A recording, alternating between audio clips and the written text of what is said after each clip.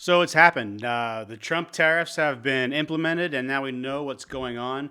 And if you follow the markets at all, you probably saw today that they did not react very positively toward all this news. You'll see the markets are way down, and that's sort of the business community's way of reflecting what they feel about the tariffs and what they feel about what it's going to do to the economy going forward. And you'll hear this a lot in the next couple days going forward. There's going to be a lot of talk about recession, right? So, what does recession mean? You hear this term bandied about all the time. A recession is defined as a period where GDP, gross domestic product, declines for two or more quarters, right? So, what is GDP? If you've never discussed this before, if you've never talked about it, here's sort of the basic terms that we're talking about. GDP is gross domestic product. It is the total value of goods and services that an economy creates.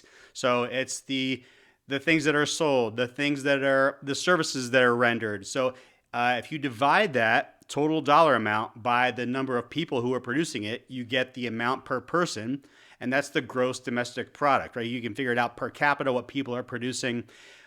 When the economy is on the upswing, when people are buying, when companies are expanding, when markets are growing, you'll have a positive GDP. When there are fears of negative economic headwinds coming, you'll see the markets start retracting. So less things are sold, less services are provided. So you're going to start seeing negative gross domestic product, right? The economy is shrinking, it's contracting. When you have two financial quarters, so a quarter is, a 1/4 of the year, 3 months. When you have two consecutive quarters of negative gross domestic product, that is what we call a recession. So, what happens when we're in a recession? Practically, it means businesses are contracting. They are not selling as many goods and services. People, the consumers, are buying less. They're spending less. They're holding on to their money. There's an uncertain market environment going on. So, people are hanging on to their money. They're not spending as freely. As the spending goes down, companies need to produce less and less and less.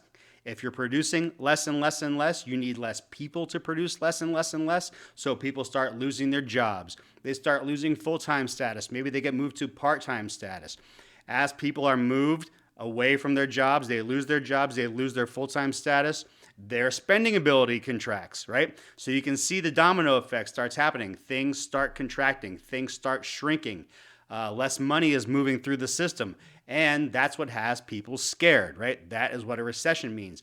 Businesses, when they are in a recession, they have to find ways to cut costs, right? If you're not selling, if you're not generating revenue, the only way you can keep your head above water is to stop spending as much, right? So a key way to lower your cost, to lower your spending, is to cut labor. If you're not producing X, Y, and Z, you don't need the people to produce it. So why are you paying them? You're not going to. You're going to contract that labor market. You're going to start laying off people. People are going to start losing jobs, having less money to spend. And as you can see, we go round and round and round, and the economy spirals down into what is a recession. If it goes on long enough, you have a depression, right? Now, no one knows what's going to happen. No one's a fortune teller, but the tea leaves that they're reading right now says that going forward, the next year maybe, things are not looking great. So if you are in an industry that relies heavily on foreign goods, foreign services, things like that, if you are in an industry where you're trying to sell into other international markets, all these things are getting very, very, very tricky right now. No one knows what's going on, what the long-term effects are going to be. So if you find yourself in an industry or in a job that might not be on this most solid of footing, what you need to do is circle the wagons and figure out what value do you provide to your company, what challenges is your company going to face going forward, and how do you make yourself as valuable as possible to your employer, to your industry, so that when those job cuts and those hour cuts and that labor market starts being contracted, you are going to be in a good spot to ride it out and to keep going without losing your cash inflow, your ability to invest, your ability to pay down your debt, right? So the way to do that is to align your skills and the things you are doing at your job right now with the bigger picture that your company is going to try to execute on.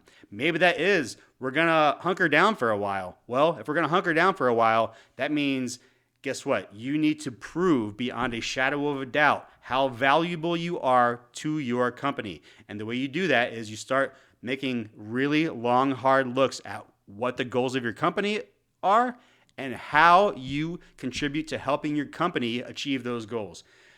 Start making a log of the things that you do, of the accomplishments that you have. Imagine you might not have to be looking for a job right now, but imagine you're going to have to be looking for a job in 6 months. Start getting that resume in order. Start getting your network fired up. Start talking to people that you are around, that you work with, that you worked with before, people you went to school with. Anybody that you can lean into and say, hey, my job might be at risk. Start putting out feelers to those people and say, hey, if I have to jump ship or if I get pushed off the ship, is there a place that you might know of that I can have a soft landing at? So lean into your network. Start keeping track of the things that you do, the accomplishments that you have. If you can quantify and if you can derive some metrics about how you are pushing the company's goals forward, that's going to be critical as we run into this maybe extended period of uncertainty in the economy. So start thinking about it. You're going to start hearing that R word bandied about a lot more often. Start thinking about what you contribute to your company, to the economy, and start making earnest and real ways to track that so you can present it to somebody if the worst case scenario comes and you have to jump ship from your job or you get pushed off that ship.